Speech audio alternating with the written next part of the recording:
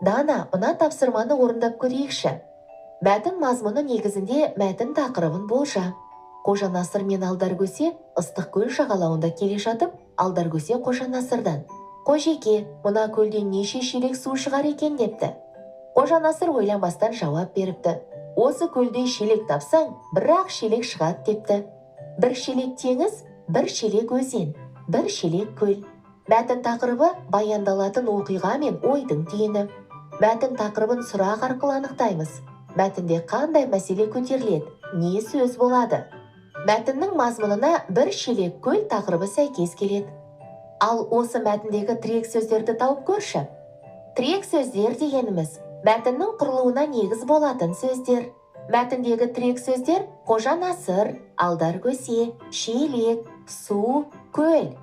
Жарайсың, Дана. Томирис, осы мәтіндегі жалқы есімдерді тауып көрші.